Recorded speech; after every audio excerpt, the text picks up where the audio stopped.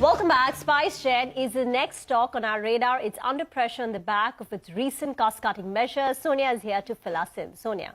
Well, thanks a lot for that. So, SpiceJet has had problems with its balance sheet for a very long time. Now, the latest is that the company has decided to keep 80 pilots on a leave without pay for the next 3 months, and this is as part of their cost-cutting measures.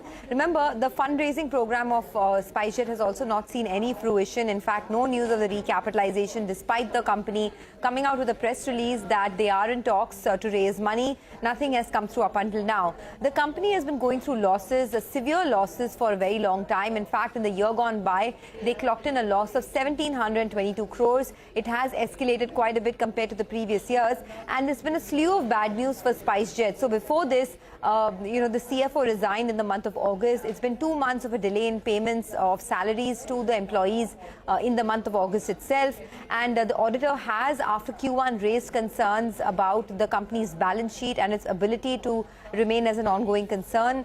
It also talks about the overall, liabilities of the company and how they've exceeded about 5,900 odd crores. Now, the big question really is, when will the fundraising come through? Because that is the need of the hour. Until then, these cost-cutting measures is something that the company will undertake in order to stay afloat. Hence, the stock has been under quite a bit of pressure. Back to you. All right, Sonia, thanks a lot for getting us all of the details. So the SpiceJet stock is down around 3.5%, and this year it is down around 40%. But with that, let's move on and talk about AkzoNobel. That one is gaining in trade on the back of optimistic management commentary. So earlier today, we spoke with Rajiv Rajgopal, who's managing director at AkzoNobel, and he said that the company expects to return to the margins of 15 to 17% by Q4 of this year. Listen in. I still maintain that it will take a couple of more quarters to really see the softening in coming in really accretive from a margin perspective and from a P&L perspective. As and when we start seeing the margin pressures cool off, you would start seeing an improvement in the industrial segments. That said, I think on the industrial segments, what is most encouraging is the sort of growth that we are seeing, and we are not seeing it now. We've been seeing it for quite a number of quarters. And what I love about the growth is that it's very uniform, and we don't give specific numbers in terms of volumes, etc., the way we are. But suffice to say that we are looking at strong double-digit growth.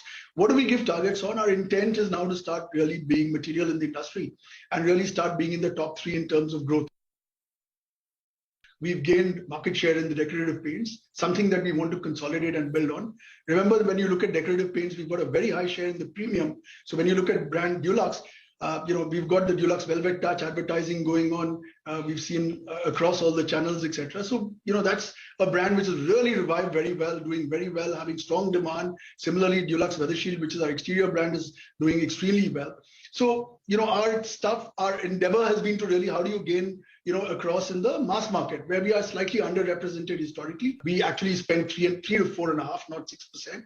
Our endeavor is to come to 5 to 6% on terms of advertising. Okay, that's AkzoNobel. Let's move on and talk about Tourism Finance Corporation. That's fired up, even as 2 funds sell their entire holding in this company via block deals. Vivek is back with us, and he's going to tell us what's driving the stock up. Vivek? Well, yes, absolutely right. Tourism Finance is the stock in focus, clear outperformer. Now, what actually happened was that yesterday, 2 funds who were classified as promoter entities completely exited, their stake in the company, and post this entire cleanup trade that we saw yesterday. Investors once again have begun to look at this particular company with a renewed focus. What they're looking at right now is the fundamentals, and given the sharp surge we've seen today with the strong volumes, we did dug up a little bit of information as far as how exactly the company is positioned in the entire NBFC basket.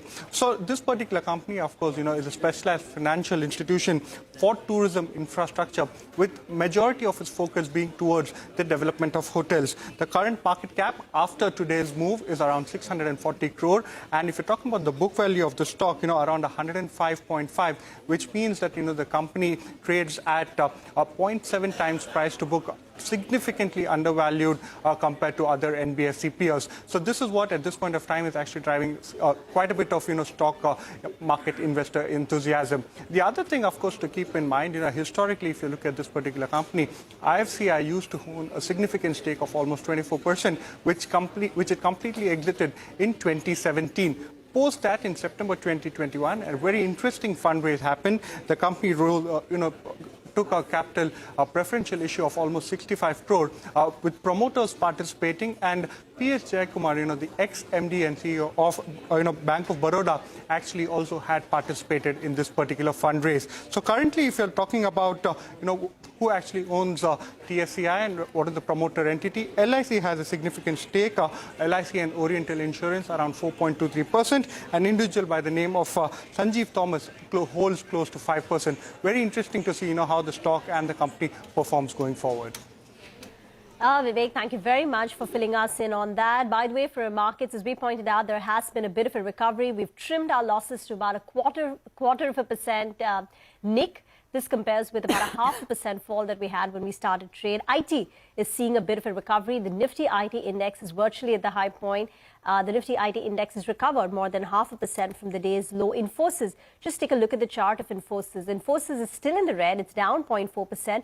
But from the day's low, there has been a substantial recovery of close to about 1%. Remember, the stock early in the morning when it opened was hovering very close to its 52-week low. So some buying seems to have emerged. Numbers will be out on 13th of October, and we'll get a clearer picture. And the street is going to be watching very closely whether we do get that buyback as well.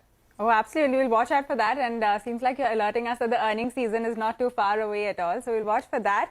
Keep your eye out on the entire cement pack. We have been telling you that pretty much all of the stocks are under pressure today. Take a look at Ambuja, Shree Cement. It's one of the top losers, Shree Cement, on the Nifty right now. Even some of the smaller names, the likes of JK Cement, you have Nuvoco. Nuvoco is down almost 8%. So that's what's going down in the cement space. And the entire Adani group of stocks also seeing sharp cuts right now. So there you have it on your screen. Adani Enterprises down almost 5%. So that's what's happening as far as the market. Midcap IT is also having a good day. We spoke about KPIT Tech and the acquisition, but take a look at Happiest Minds. That surged close to about 3.5%. L&T Tech, persistent.